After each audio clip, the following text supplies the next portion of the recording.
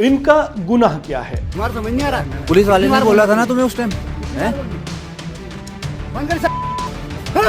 मसूरी में शॉल बेचने वालों से पहले मारपीट की गई, धमकी दी गई कि वे यहां से चले जाएं। तेरे को बिल्कुल समझ नहीं आ रहा। मैं 4 दिन से बोल रहा हटा से। क्या है, क्या है इसका नाम? दिखाई इधर का। दिखना नहीं, काट दूंगा यही। आ रहा समझ में? ले पकड़ इसे, चल। 15 साल के नाबालिग लड़के पर हमला किया गया। 15 साल का मासूम इस हादसे के बाद गहरे सदमे में है।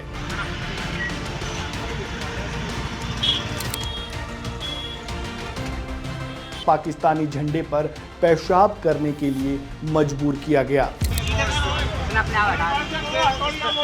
जो शुरुआत में आपने 2 वीडियोस देखे, ये उत्तराखंड के मसूरी और यूपी के अलीगढ़ से सामने आए हैं।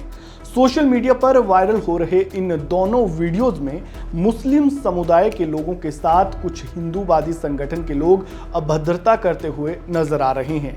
मसूरी में 2 कश्मीरी शॉल विक्रेताओं पर कुछ स्थानीय लोगों ने कथित तौर पर हमला किया, जिसके बाद 16 शॉल विक्रेता डर और असुरक्षा के कारण अपने घर कश्मीर लौट गए।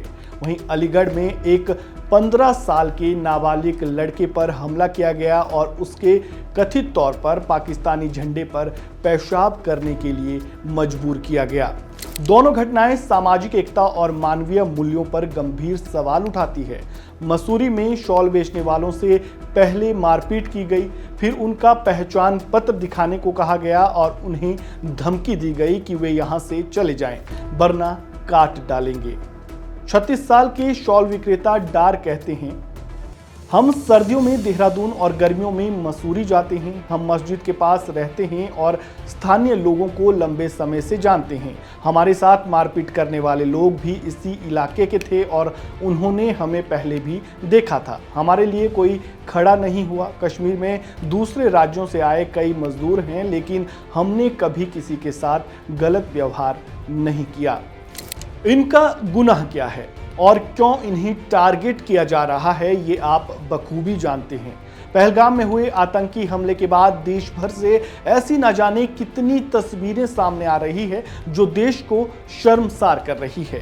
पहलगाम में आतंकियों ने धर्म पूछकर मारा तो देश के कुछ सम्मानित लोग भी धर्म पूछकर बदसलूकी कर रहे हैं। हाँ, ये सच है कि आतंकियों ने धर्म पूछा और गोली मार दी, लेकिन वो शायद ये भूल चुके हैं कि पर्यटकों की जान बचाने वाले आदिल हुसैन ने आतंकियों से बंदूक छीनने की कोशिश की और अपने सीने में 3 गोलियां खाई।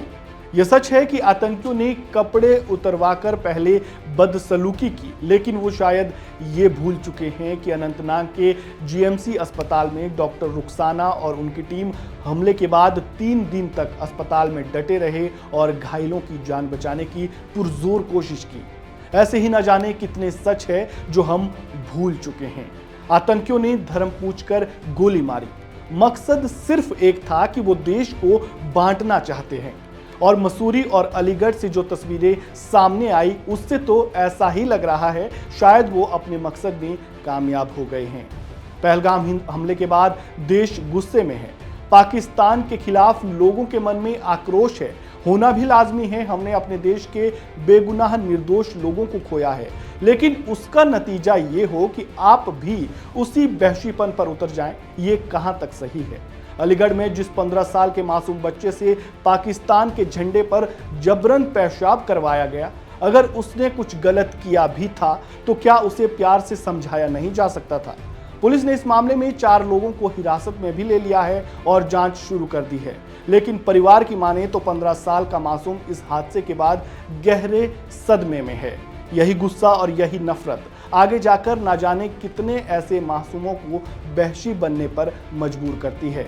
वहीं मसूरी में हुई घटना को लेकर भी पुलिस जांच कर रही है, लेकिन मसूरी में जो हुआ वो सिर्फ 2 लोगों पर हमला नहीं है, बल्कि हमारी सामाजिक एकता पर हमला है।